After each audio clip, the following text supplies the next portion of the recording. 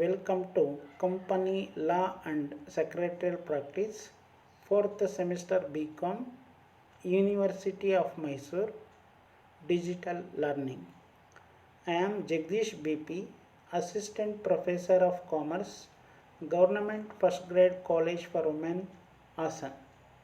In this session, I am going to cover two topics: Introductions of Companies Act 2013 and Features of Companies Act 2013. Introduction to Companies Act 2013. The Limitations of Companies Act 1956, liberalization policy of the government, changes in the global business environment have brought out greater changes in the Indian company. Government of India decided to introduce a new act. The government prepared the draft of the new Companies Act and prepared and presented before the Parliament on 18th December 2012. New Companies Bill was approved by Lok Sabha on 18th December 2012 and by Rajya Sabha on 8th August 2013. It get the assent of the President on 29th August 2013. It came into force in India with effect from 12th September 2013. This act is named as Companies Act 2013. 1956ರ ಕಂಪನಿಗಳ ಕಾಯ್ದೆಯಲ್ಲಿದ್ದ ಮಿತಿಗಳು, ಮುಕ್ತ ಆರ್ಥಿಕ ನೀತಿಯ ಪರಿಣಾಮಗಳು ಮತ್ತು ಜಾಗತಿಕ ವ್ಯವಹಾರ ಪರಿಸರದಲ್ಲಿ ಉಂಟಾದ ಬದಲಾವಣೆಗಳು ಭಾರತದ ಆರ್ಥಿಕ ವ್ಯವಸ್ಥೆಯ ಮೇಲೆ ತೀವ್ರವಾದ ಪರಿಣಾಮವನ್ನು ಉಂಟುಮಾಡಿದವು. ಕಂಪನಿಗಳ ಕಾಯ್ದೆಯ ನೂತನ ಕರಡು ಮಸೂದೆಯನ್ನು 18ನೇ ಡಿಸೆಂಬರ್ 2012ರಂದು ಲೋಕಸಭೆಯಲ್ಲಿ ಮಂಡಿಸಿ ಒಪ್ಪಿಗೆ ಪಡೆಯಲಾಯಿತು. ನಂತರ 8ನೇ ಆಗಸ್ಟ್ 2013ರಂದು ರಾಜ್ಯಸಭೆಯೂ ಸಹ ಮಸೂದೆಗೆ ತನ್ನ ಒಪ್ಪಿಗೆಯನ್ನು ಸೂಚಿಸಿತು. ಅಂತಿಮವಾಗಿ ಕರಡು ಮಸೂದೆಯನ್ನು ಮಾನ್ಯ ರಾಷ್ಟ್ರಪತಿಗಳ ಸಮ್ಮತಿಗಾಗಿ ಸಲ್ಲಿಸಲಾಯಿತು.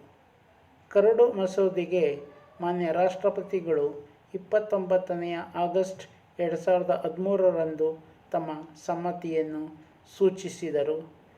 ನಂತರ ಇದು ಕಾಯ್ದೆಯ ರೂಪದಲ್ಲಿ 2013ರಂದು ಜಾರಿಗೆ ಬಂದಿತು. Companies Act 2013 came into force in India with effect from 12th September 2013. ಕಂಪನಿಗಳ ಕಾಯ್ದೆ 2013 ಸೆಪ್ಟೆಂಬರ್ 12ರಿಂದ ಭಾರತದಲ್ಲಿ ಜಾರಿಗೆ ಬಂದಿತು. It replaced the old Companies Act 1956. ಹಳೆಯ ಕಂಪನಿಗಳ ಕಾಯ್ದೆ 1956ರನ್ನು ಬದಲಾವಣೆ ಮಾಡಲಾಗಿದೆ.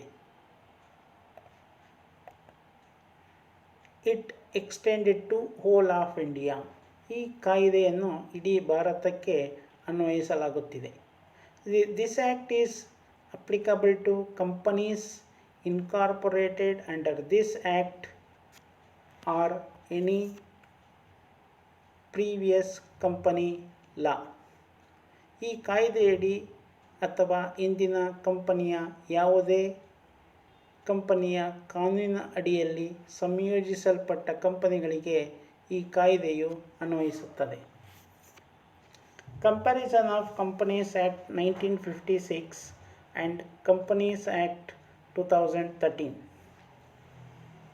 1956 ಆ್ಯಕ್ಟ್ ಕನ್ಸಿಸ್ಟ್ ಆಫ್ 13 ಪಾರ್ಟ್ಸ್. ಅಂದರೆ 1956ರ ಕಾಯ್ದೆಯು 13 ಭಾಗಗಳನ್ನು ಒಳಗೊಂಡಿದ್ದರೆ 2013ರ ಕಾಯ್ದೆಯು ಹೊಸದಾಗಿ ಯಾವುದೇ ಕಾಯ್ದೆಗಳನ್ನು ಸೇರಿಸಿಲ್ಲ. 1956ರ ಕಾಯ್ದೆಯು 26 ಅಧ್ಯಾಯಗಳನ್ನು ಒಳಗೊಂಡಿತ್ತು. ಅದನ್ನು 2013ರ ಕಾಯ್ದೆಯು 29ಕ್ಕೆ ಏರಿಸಲಾಗಿದೆ. 1956ರ ಕಾಯ್ದೆಯು 658 ಪರಿಚ್ಛೇದಗಳನ್ನು ಒಳಗೊಂಡಿತ್ತು. ಅದನ್ನು 470 ಪರಿಚ್ಛೇದಗಳಿಗೆ ಇಳಿಸಲಾಗಿದೆ. 1956ರ ಕಾಯ್ದೆಯು 15 ಪರಿಶಿಷ್ಟಗಳನ್ನು ಒಳಗೊಂಡಿತ್ತು.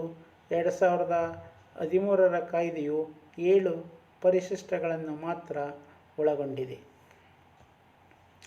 Main features of Companies Act 2013. Incorporation of a company. The 2013 Act introduces a new entity known as one-person company. An one-person company means a company with only one person as its member. ನೂತನ ಕಾಯ್ದೆಯಲ್ಲಿ ಏಕವ್ಯಕ್ತಿ ಕಂಪನಿಯ ಸ್ಥಾಪನೆಗೆ ಅನುಮತಿ ನೀಡಲಾಗಿದೆ. ಒಬ್ಬ ವ್ಯಕ್ತಿಯು ಖಾಸಗಿ ನಿಯಮಿತ ಕಂಪನಿಯನ್ನು ಸ್ಥಾಪನೆ ಮಾಡಬಹುದು. The Act introduces a change in the definition of a private company. The new requirement increases the limit of number of members from 50 to 100. ಖಾಸಗಿ ಕಂಪನಿಗಳ ಸ್ಥಾಪನೆಗೆ ಪ್ರಸ್ತುತ ಅಗತ್ಯವಾದ ಕನಿಷ್ಠ ಸದಸ್ಯರ ಸಂಖ್ಯೆ 50ಅನ್ನು 2013ರ ನೂತನ ಕಾಯ್ದೆಯಲ್ಲಿ 200ಕ್ಕೆ ಏರಿಸಲಾಗಿದೆ. There is no need to classify the objectives of memorandum into main and ancillary. ಕಂಪನಿಯ ಮನವಿ ಪತ್ರದ ಉದ್ದೇಶಗಳ ಕಲಮನ್ನು ಪ್ರಧಾನ, ಸಹಾಯಕ ಮತ್ತು ಇತರ ಉದ್ದೇಶಗಳೆಂದು ವಿಭಾಗಿಸುವ ಅಗತ್ಯವಿಲ್ಲ. Share capital and debenture. Companies would no longer be permitted to issue shares at a discount. The only shares that could be issued at a discount are sweat equity shares. ಬೆವರಿನ ಸಾಮಾನ್ಯ ಷೇರುಗಳನ್ನು ಹೊರತುಪಡಿಸಿ ಇತರೆ ಯಾವುದೇ ಷೇರುಗಳನ್ನು ಸೋಡಿ ಅಂದರೆ ಡಿಸ್ಕೌಂಟಿಗೆ ಮಾರಾಟ ಮಾಡುವಂತಿಲ್ಲ. Share capital can be reduced only after obtaining permission from the company law board. Company ನ್ಯಾಯಮಂಡಳಿಯ ಅಧಿಕೃತ ಒಪ್ಪಿಗೆ ಪಡೆದ ನಂತರವೇ ಷೇರು ಬಂಡವಾಳವನ್ನು ಕಡಿತ ಮಾಡಲು ಸೂಚಿಸಲಾಗಿದೆ. Company can issue redeemable preference shares repayable after 20 years for projects providing specific infrastructural facilities. ನಿರ್ದಿಷ್ಟಪಡಿಸಬಹುದಾದ ಮೂಲಭೂತ ಸೌಕರ್ಯಗಳನ್ನು ಕಲ್ಪಿಸುವ ಯೋಜನೆಗಳಿಗೆ 20 ವರ್ಷಗಳ ಬಳಿಕ ಮರುಪಾವತಿಸಬಹುದಾದ ಆದ್ಯತಾ ಷೇರುಗಳನ್ನು ಕಂಪನಿಯು ವಿತರಿಸಬಹುದಾಗಿದೆ. Buyback shares have been permitted subject to some conditions. ಷೇರುಗಳ ಮರುಕೊಳ್ಳುವಿಕೆಯನ್ನು ಸುಲಭಗೊಳಿಸಲಾಗಿದೆ. Management and administration. It is advised to maintain and inspect all book of accounts in electronic form for bringing transparency and promoting efficient administration. The company meetings can be held through video conference or other electronic means. Company can provide opportunities for voting through electronic means. ಕಂಪನಿಯು ವಿವಿಧ ಆಡಳಿತ ಪ್ರಕ್ರಿಯೆಗಳನ್ನು ಪರಿಣಾಮಕಾರಿಯಾಗಿ ಜಾರಿಗೆ ತರಲು ವಿದ್ಯುನ್ಮಾನ ಸ್ವರೂಪದ ಆಡಳಿತವನ್ನು ಅಳವಡಿಸಿಕೊಳ್ಳಲು ಶಿಫಾರಸು ಮಾಡಲಾಗಿದೆ. ಕಂಪನಿಯ ಹಣಕಾಸಿನ ಪಟ್ಟಿಗಳನ್ನು ಕಂಪನಿಯ ಜಾಲತಾಣದಲ್ಲಿ ಪ್ರಕಟಿಸಲು ತಿಳುವಳಿಕೆ ನೀಡಲಾಗಿದೆ. ಕಂಪನಿಯ ಮಂಡಳಿಯ ಸಭೆಗಳನ್ನು ವಿಡಿಯೋ ಕಾನ್ಫರೆನ್ಸಿಂಗ್ ಅಥವಾ ಇತರೆ ವಿದ್ಯುನ್ಮಾನ ಮಾರ್ಗದ ಮೂಲಕ ನಡೆಸಬಹುದು. ವಿದ್ಯುನ್ಮಾನ ಮೂಲಕವೇ ಮತ ಹಾಕುವ ಅವಕಾಶವನ್ನು ಕಂಪನಿಗಳು ವ್ಯವಸ್ಥಾಪನೆ ಮಾಡಲು ಅವಕಾಶ ಕಲ್ಪಿಸಲಾಗಿದೆ. Meetings. One person company need not convene any annual general meeting. ಏಕವ್ಯಕ್ತಿ ಕಂಪನಿಯು ಯಾವುದೇ ವಾರ್ಷಿಕ ಸಾಮಾನ್ಯ ಸಭೆಯನ್ನು ಆಯೋಜಿಸುವ ಅಗತ್ಯವಿಲ್ಲ. Meeting notice must be sent to all directors according to the provisions contained in the act. ಕಂಪನಿಯ ಎಲ್ಲ ನಿರ್ದೇಶಕರಿಗೆ ಸಾಮಾನ್ಯ ಸಭೆಯ ಸೂಚನಾ ಪತ್ರವನ್ನು ಕಳಿಸಬೇಕಾದ ಅಗತ್ಯವಿದೆ. Secretary is required to comply all standards while preparing minutes of company meetings. ಕಂಪನಿ ಸಭೆಗಳ ಕಲಾಪಗಳ ಅಂಶತಃ ವರದಿ ಅಂದರೆ ಮಿನಿಟ್ಸ್ ಅನ್ನು ತಯಾರಿಸುವಾಗ ನಿಗದಿಪಡಿಸಲಾದ ಶಿಸ್ತುಗಳನ್ನು ಕಾರ್ಯದರ್ಶಿಯು ಅನುಸರಿಸಬೇಕು. Annual documents. According to the 2013 Act, companies need not submit compliance certificate to the registrar. Instead of compliance certificate, it is enough if a company submit annual returns to the registrar. ಕಂಪನಿಗಳು ಅನುಸರಣೆಯ ಪ್ರಮಾಣಪತ್ರವನ್ನು ಸಲ್ಲಿಸಬೇಕಾದ ಅಗತ್ಯವಿಲ್ಲ. ಈಗ ವಾರ್ಷಿಕ ವರದಿಯ ವ್ಯಾಪ್ತಿಯನ್ನು ವಿಸ್ತರಿಸಲಾಗಿದೆ. ಅನುಸರಣೆಯ ಪ್ರಮಾಣಪತ್ರದ ಬದಲಾಗಿ ವಿಸ್ತರಿಸಲಾದ ವಾರ್ಷಿಕ ವರದಿಯನ್ನು ಸಲ್ಲಿಸಿದರೆ ಸಾಕು. Accounts and audit. Book of accounts and relevant paper can now be maintained in electronic mode. Balance sheet and profit and loss account can be called as financial statements. The central government permission is not necessary to appoint cost auditor. Financial year is uniform to all types of companies. Financial year for this purpose will start from 1st April and ends on 31st March of the subsequent year. ಲೆಕ್ಕ ಪುಸ್ತಕಗಳ ತಯಾರಿಕೆ ಮತ್ತು ನಿರ್ವಹಣೆ ಹಾಗೂ ಲೆಕ್ಕ ಪರಿಶೋಧನೆಗೆ ಸಂಬಂಧಿಸಿದಂತೆ ನೂತನ ಕಂಪನಿಗಳ ಕಾಯ್ದೆಯಲ್ಲಿ ಕೆಲವೊಂದು ಬದಲಾವಣೆಗಳನ್ನು ಮಾಡಲಾಗಿದೆ.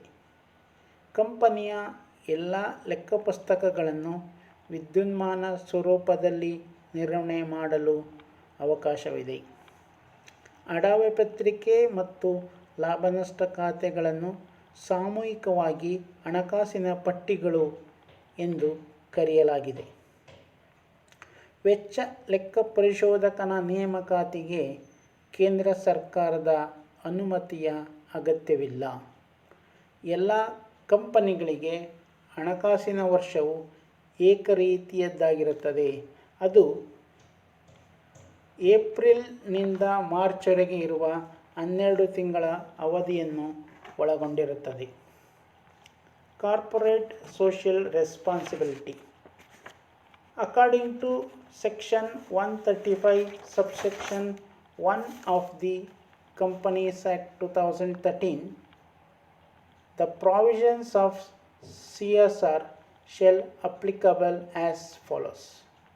Companies having net worth of rupees 500 crore or more during any financial year, or companies having turnover of rupees 1000 crore or more during any financial year, or companies having net profit of rupees 5 crore or more during any financial year.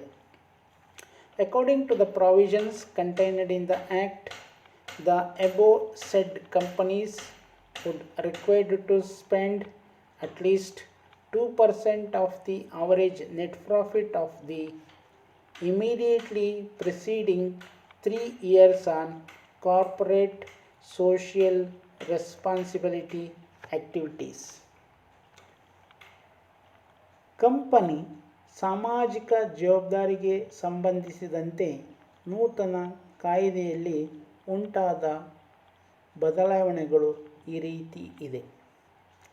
ಯಾವುದೇ ಹಣಕಾಸಿನ ವರ್ಷದಲ್ಲಿ ಒಂದು ಕಂಪನಿಯ ನಿವ್ವಳ ಸ್ವತ್ತು ಅಂದರೆ net worth 500 ಕೋಟಿ ರೂಪಾಯಿ ಮತ್ತು ಅದಕ್ಕಿಂತ ಅಧಿಕವಿದ್ದು, ಮಾರಾಟ ಮೊತ್ತವು 1,000 ಕೋಟಿ ರೂಪಾಯಿ ಮತ್ತು ಅದಕ್ಕಿಂತ ಅಧಿಕವಿದ್ದು, ಅಥವಾ ನಿವ್ವಳ ಲಾಭವು 5 ಕೋಟಿ ರೂಪಾಯಿ ಅಥವಾ ಅದಕ್ಕಿಂತ ಅಧಿಕವಿದ್ದರೆ ಆಗ ಕಂಪನಿ ಸಾಮಾಜಿಕ ಜವಾಬ್ದಾರಿ ಸಮಿತಿಯನ್ನು ಸ್ಥಾಪನೆ ಮಾಡಬೇಕಾದುದು ಕಡ್ಡಾಯವಾಗಿರುತ್ತದೆ.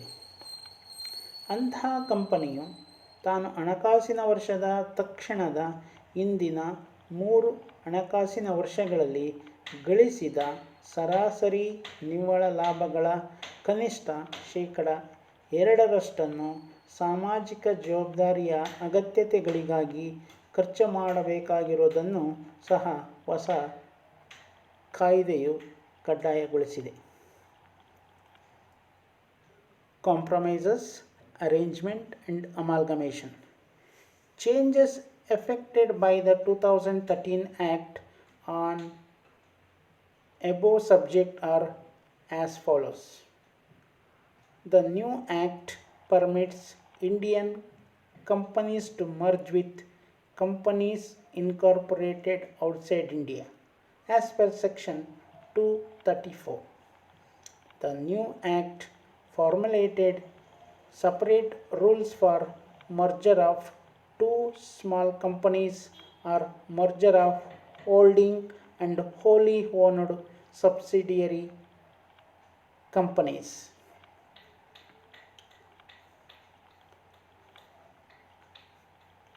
A registered valuer is authorized to value assets and shares held by companies. ಕಂಪನಿಗಳ ವಿಲೀನ, ಸಂಯೋಜನೆ ಮುಂತಾದ ವಿಚಾರಗಳಿಗೆ ಸಂಬಂಧಿಸಿದಂತೆ ನೂತನ ಕಾಯ್ದೆಯಲ್ಲಿ ಕೆಲವೊಂದು ಬದಲಾವಣೆಗಳನ್ನು ಮಾಡಲಾಗಿದೆ. ಅವುಗಳ್ಯಾವು ಎಂದರೆ, ನೂತನ ಕಂಪನಿಗಳ ಕಾಯ್ದೆಯು ವಿದೇಶಗಳಲ್ಲಿ ಸ್ಥಾಪನೆಗೊಂಡಿರುವ ಕಂಪನಿಯೊಂದಿಗೆ ಭಾರತೀಯ ಕಂಪನಿಗಳು ವಿಲೀನಗೊಳ್ಳಲು ಅವಕಾಶ ನೀಡಲಾಗಿದೆ. 2 ಸಣ್ಣ ಕಂಪನಿಗಳ ನಡುವೆ ಉಂಟಾಗುವ ವಿಲೀನಕ್ಕೆ ಸಂಪೂರ್ಣ ಸ್ವಾಮ್ಯದ ಸಹಾಯಕ ಕಂಪನಿಗಳು ವಿಲೀನಕ್ಕೆ ಸಂಬಂಧಿಸಿದಂತೆ ಪ್ರತ್ಯೇಕ ನಿಯಮಗಳನ್ನು ಹೊಸ ಕಾಯ್ದೆಯು ರಚಿಸಿದೆ. ಕಂಪನಿಯು ಹೊಂದಿರುವ ಆಸ್ತಿಗಳನ್ನು ಮತ್ತು ಷೇರುಗಳ ಮೌಲ್ಯೀಕರಣವನ್ನು ನೋಂದಾಯಿತ ಮೌಲ್ಯಮಾಪಕನು ಮಾಡುವುದನ್ನು ಕಡ್ಡಾಯಗೊಳಿಸಲಾಗಿದೆ. Multiple choice questions and answer. Which one of the following was replaced by Companies Act 2013? Companies Amendment Act 2019, Companies Amendment Bill 2011, Companies Act 1913, Companies Act 1956. The correct answer is Companies Act 1956. Name the new type of company introduced in Companies Act 2013. Private company, public company, one person company, statutory company. Answer: one person company. ಇವತ್ತಿನ ಸೆಷನ್ನಲ್ಲಿ 2 ಮುಖ್ಯ ಟಾಪಿಕ್ಗಳನ್ನು ಇಲ್ಲಿ ಚರ್ಚಿಸಲಾಗಿದೆ. ಮೊದಲನೆಯದು introduction of companies act 2013 ಮತ್ತು features of companies act 2013 ಬಗ್ಗೆ ತಿಳಿಸಲಾಗಿದೆ. ವಿದ್ಯಾರ್ಥಿಗಳು ಹೆಚ್ಚಿನ ಗಮನವಹಿಸಿ ಈ 2 ಟಾಪಿಕ್ಗಳನ್ನು ಸರಿಯಾಗಿ ಅಧ್ಯಯನ ಮಾಡಲು ಸೂಚಿಸಲಾಗಿದೆ.